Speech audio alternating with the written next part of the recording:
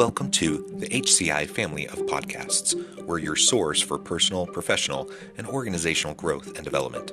We share our own original research, explore industry trends, and interview executives and thought leaders from across the globe. Join us for practitioner-oriented content around all things leadership, HR, talent management, organizational development, and change management. Maximize your personal and organizational potential with the HCI family of podcasts. Chris Harper, welcome to the conversation today. Thanks for having me, John. I'm excited to be here. It is a real pleasure to be with you. You're joining us from Toronto. I'm south of Salt Lake City in Utah. And today we're going to be talking about transparent and ethical background checks, really centered around your business ZippedScript, and kind of the whole deal, the whole process around data privacy and background checks and what that looks like within organizations. It's a really interesting kind of sub piece of some of the things we often talk about on this podcast, but we're zooming in and exploring something a little bit different than we typically focus on. So I'm really excited to have this conversation with you today. As we get started, I wanted to share Chris's bio with everybody. Chris Harper is CEO and co-founder of ZippedScript, a visionary entrepreneur with over a decade of leadership experience. Chris's entrepreneurial journey has been defined by innovation, ambition, and resilience, from launching his first business in his teens to leading ZippedScript's game-changing education verification platform. He has consistently turned bold ideas into thriving ventures. And I could share a whole lot more about Chris, but I'm going to pause there. Anything, Chris, you would like to highlight by way of your background or personal context before we dive on in? I think you nailed it, John. I think that was a lovely bio. So I think we're good to go. Very good. All right. Well, as we get launched here, why don't you start by just sharing a little bit more about ZippedScript, your co-founder and CEO. Tell us a little bit about the founding, the startup of this, and then we can dig into like really what you do in this whole background check piece. Got it. Yeah. So high level, ZippedScript was started 3 years ago now, John, and I was actually helping. Well, maybe I'll take it back a little further than that. I was running a cocktail mixer business, a guilt-free cocktail. It was a replacement for pop and juice as a mix for any hard liquor, no artificial flavors, colors, or sweeteners, and that was sold across the country in Canada, and it was sold in e-commerce on the internet to people in the United States and all over the world. And it was a great business. But it was very difficult for me to promote, drinking alcohol healthier, let's say, as I would go to bed and look up at the ceiling at night. I felt some type of internal conflict with promoting healthy drinking. I was the person where I could go out and have a couple drinks and then tomorrow I wouldn't. But, if I was promoting healthy drinking, you can see where that might end up. And it didn't feel like the correct path for me. So long story short, that was going well. And then during COVID, there was an older gentleman who was a friend of a friend, and we happened to be working in the same office, and he was looking for a new job. So I was helping him get set up with LinkedIn, which I found hilarious because he'd been in the corporate space for a long time, but he'd never really done LinkedIn because he had the same job forever. And in the process of setting up his LinkedIn profile, John, I realized that, you can just put whatever school you want. You can have a beautiful headshot. You can put whatever past job you want, right? You could have an undergrad from Harvard. You can make it up. You could have a master's from Johns Hopkins and then a PhD from Yale, right? And there's a lot of ways to make your profile look very legitimate without anybody questioning it. So that's kind of where the idea spun out of. I thought there's got to be a way to verify this now because LinkedIn is such, it basically is the resume of today and the future. It's the digital resume. So I felt like, hey, if there's stuff on a profile, there should be a way to have it verified a lot quicker and a lot easier. And that's kind of what jumped us off, John, into the background check space, and specifically education verification and employment verification. Well, yeah, that's very cool. I know that, companies all the time, like when someone's getting hired, they do a background check, right?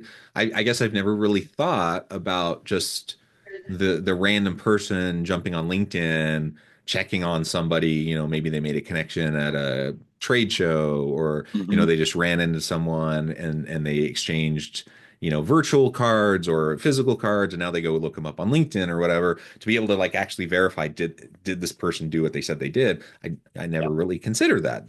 So that's really cool to think that, yeah, like we can set that in place to have more confidence Yeah. in what people are And doing. It's helpful. It's helpful to everybody. It's helpful to me as I'm looking at other people's profiles, but it's also helpful to me in terms of like just I have more legitimacy to what I'm putting up correct. there, right? Correct. And John, that's something I would like to add to that. It's like build trust from the outset, right? Like build it from the beginning, right? Don't Mhm. leave people wondering, is what I'm doing or what I did factual or not factual, right? I'd rather have a conversation start from like a foundation of trust than a foundation of question. Well, very, very cool. All right. Yep. So, with that as a foundation, then let's dive on in and talk about some common misconceptions with background checks.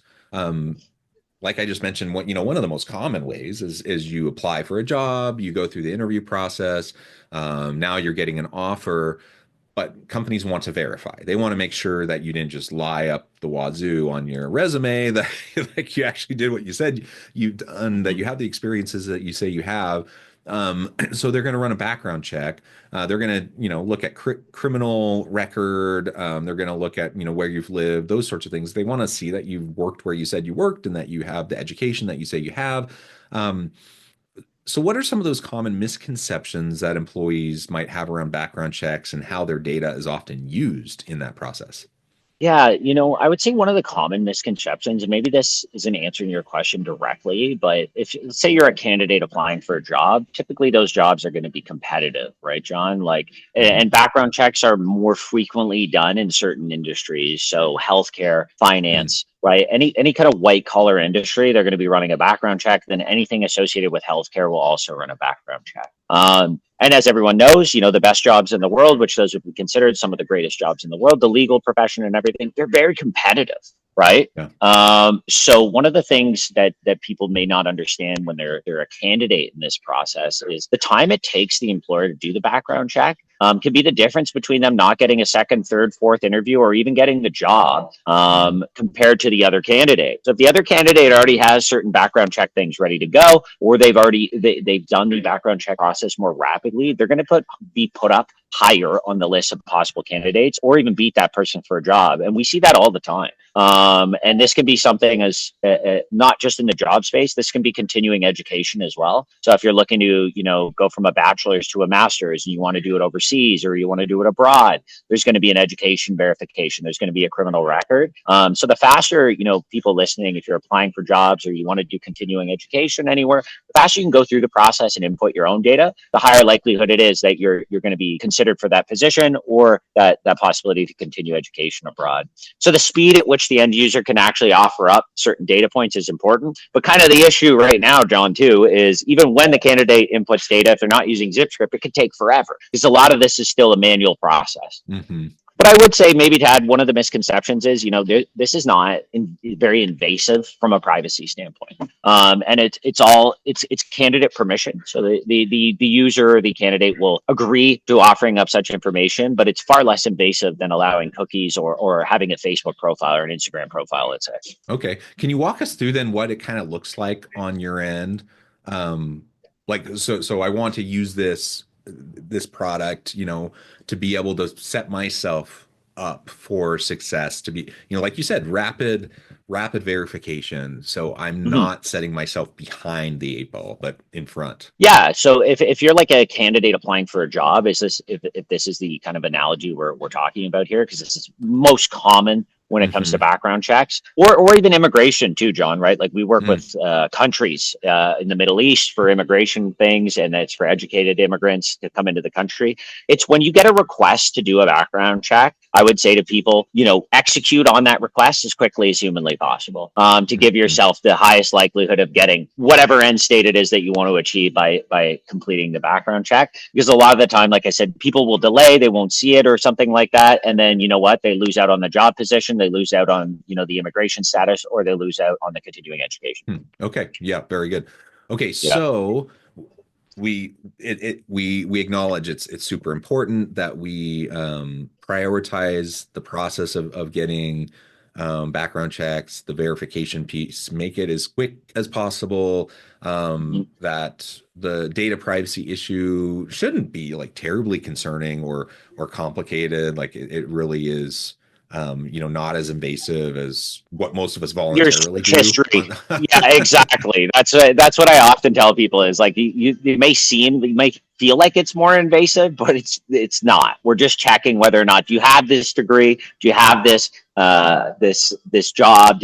Are you who you say you are? The ID verification, etc. And it doesn't go beyond that. Yeah, yeah. So, what would you say in an ideal scenario? Like, what would that truly transparent and ethical background check process look like from the employer side?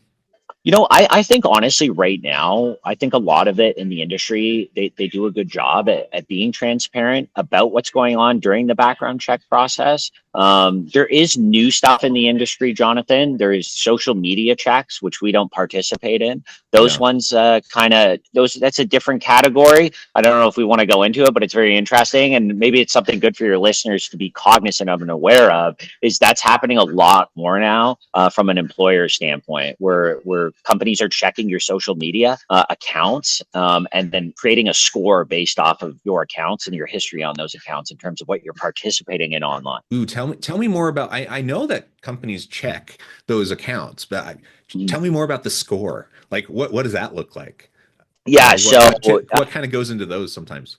Yeah, so I'll reiterate here, Jonathan. We don't do that. Yeah, ZippedScript, my company, we do not participate in that. We participate in employment and education verification. We feel far more critical data points when it comes to a background check. right. Regardless of that, there are companies doing this. The score is going to take into account many different things. You can basically consider it a scraping bot or an algorithm that goes out, looks for your name, looks for all the accounts associated with your name. And now they're doing things to go as far as, Jonathan, where let's say you have a private account. Many people think this private account will keep them safe from a social media background check.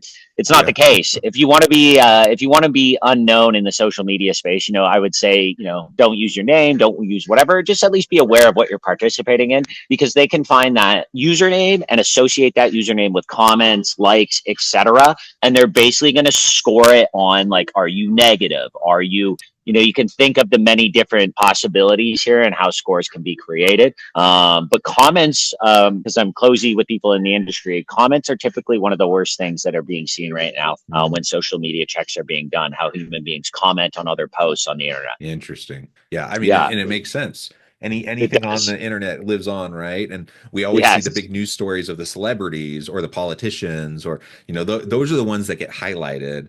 But Yeah. just like those can get highlighted in the news for high profile people, it can happen for any of us when we're going up for a big job and they're running a Yep. background check. It may not make the news, but they're going to find out about it Key because point, Jonathan. they want to make sure that Yeah. we're not going to embarrass them, that we're not going to do something right that's going to hurt their reputation or whatever. Correct, and it's a very big point there. Like, you're not going to hear about it in the media if somebody's hiring for, like, a junior intermediate position, but it's happening that people aren't getting jobs because of their social media presence. So it's be cognizant of it, because now it's just part of our world. And I think a lot of people may have not accepted that yet, especially when it comes to being employed. Yeah, yeah, interesting. Yeah. Okay, so coming back to the ethical kind of process of what this should look like. You were talking Mhm. about that, and we derailed and kind of went off on a tangent. We did. But yeah, what do you think a truly transparent and ethical background check process should look like? I think it starts with the end user. And Jonathan, our company and my company, ZippedScript, we innovated in this way. And I'm going to talk about it for a second. The industry before us for decades was only ever concerned about the employers or the governments that were doing the background check, not actually the end user or the human being that we were collecting the data on. So we kind of we approached the industry with a different business model strategy. We went and said, hey, all these people that have degrees and all these companies and governments that want to verify these degrees, that's amazing. But what if we went directly to the graduates and said, hey, why don't you verify your degree for free? Put it on our platform. So then when you go to get a background check, when you go to immigrate, it's already available, right? The employer, the government can just immediately unlock it. So we're reducing the time to hire for employers, which will result in a macro global thing where you have more efficient companies, because as you scale, one of the biggest issues in scaling, especially with the world we live in today, Jonathan, with tech companies that are, if you're moving really fast, you need more people. You get more people, you got to run more background checks. So we reduce that time to hire globally because the candidate already has their degree verification, their employment verification completed. You can just unlock it. And eventually you can see where this is going to go, Jonathan. We're going to be adding, ID verification as well, so that the individuals can come to the job interview already trusted. Here's all my stuff right now. We don't have to do it later. And on the government side, it's the same thing. If you want to immigrate to a country where you feel you have more opportunities, if you can have your degree and your past employment already verified with ZippedScript, then man, your likelihood of going through the process and increasing the chances that that does happen is going to increase. And I think when it comes to transparent and ethical background checks, to kind of answer your question more directly, I think, not to toot our own horn here, but I am. By going directly to end users, communicating with them, having a UI UX that's friendly with them and showing that they matter, and we're going to them, not just the employer or the government. We start with them because it starts with their data anyways. I think that's going to be the future of the industry. Companies like mine and others in the space, I think, are catching on, where you got to talk to the end users. You got to talk to the human beings. It's their data. Let's make sure they're happy with it. They know what's going on, and let's give them the best chance to use their data correctly. Yeah, interesting. I have a more controversial viewpoint too, if you want to hear it.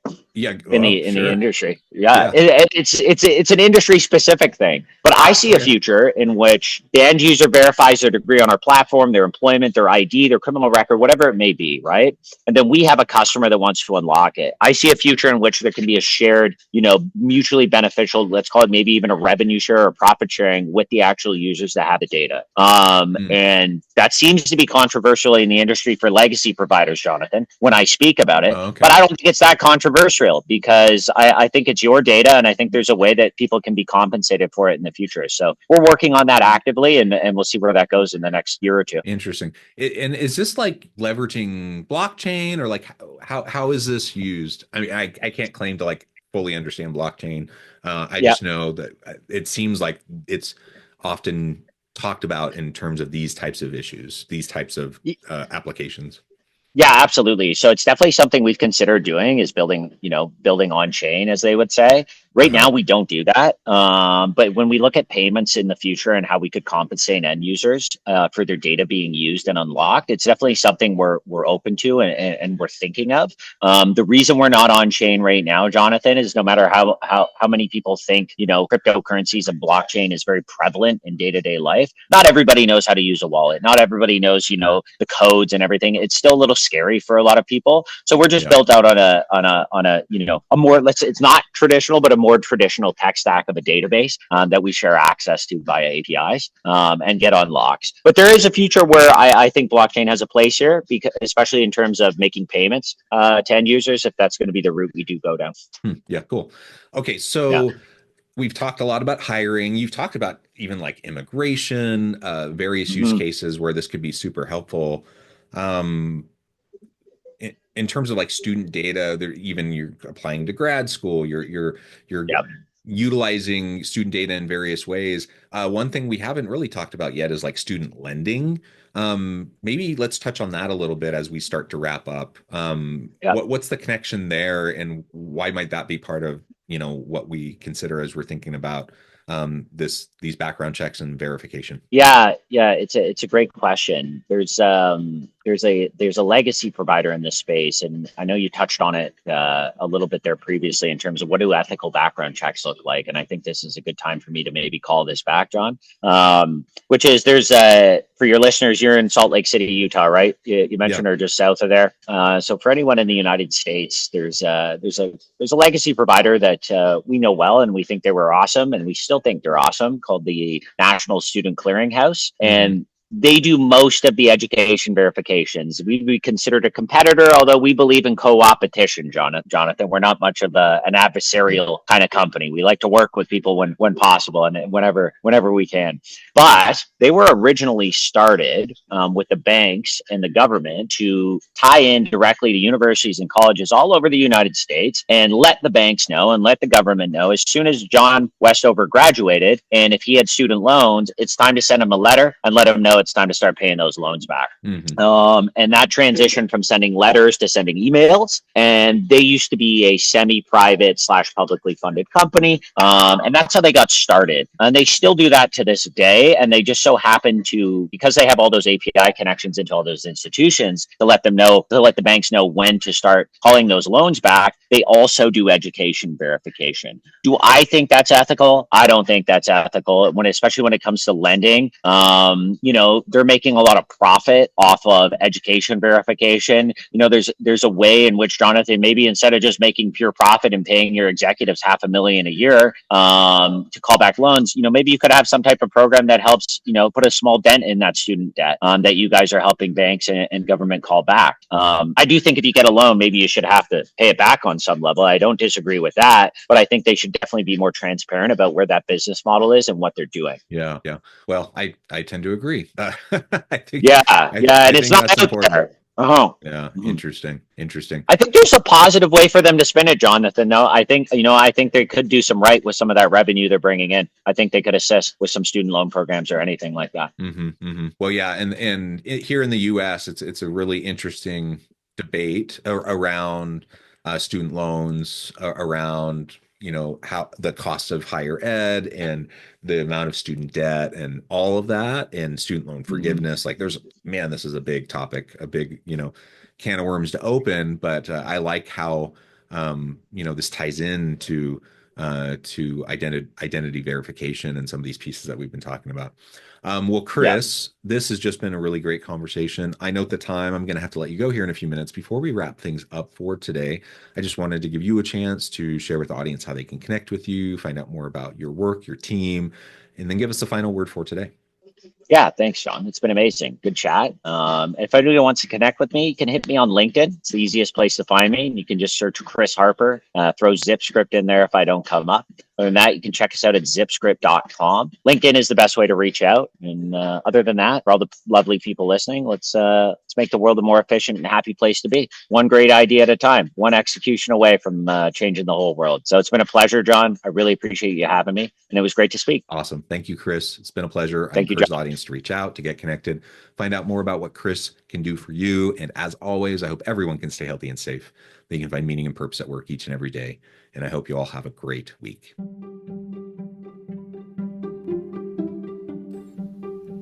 Thanks for joining us for this episode of the podcast. We hope you stay healthy and safe, and please join us again soon.